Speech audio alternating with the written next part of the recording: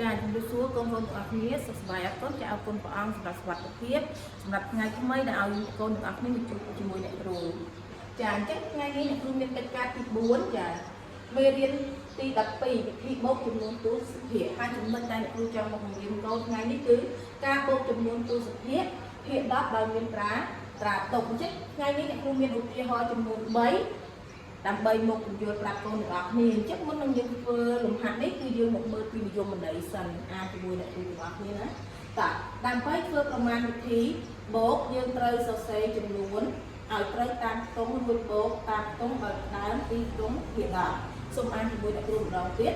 ដើម្បីធ្វើប្រមាណវិធីបូកយើងត្រូវសរសេរចំនួនឲ្យត្រូវតាមខ្ទង់រួចបូកតាមខ្ទង់ឲ្យដើម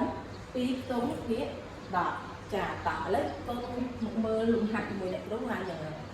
តាមដានជាមួយអ្នកគ្រូបាទគ្រូមានលំហាត់កយើងចាប់ដើមចាអញ្ចឹងគេប្រាប់ថាឲ្យយើងរៀបលេខតាមខ្ទង់ចាហើយ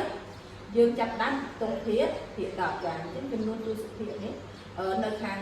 ស្ដាំនៃចុចគឺគេហៅថាខ្ទង់ភាគ10ចាតោះឥឡូវយើងមើល6បូកនឹង8ស្មើនឹងប្រមាណចាស្មើនឹង14អញ្ចឹងយើងសរសេរលេខ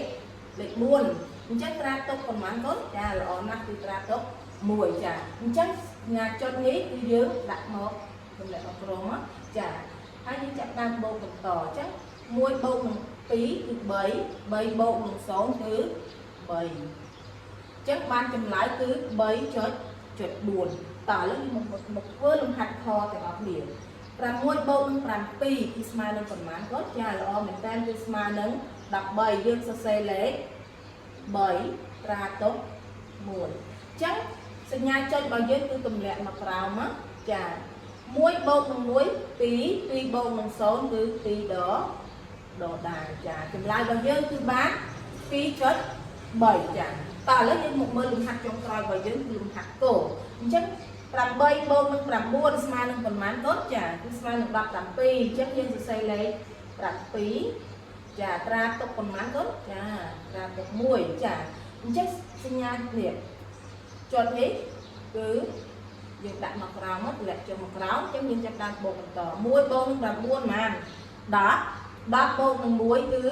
11ចាយើងសរសេរលេខ11ចាអញ្ចឹងលំហាត់របស់អ្នកគ្រូគឺមានតែប៉ុណ្ណឹងហើយបើកូនមានចម្ងល់កូនអាចសួរអ្នកគ្រូនៅពេលក្រោយបានសូមអរគុណច្រើនសូមជម្រាបលា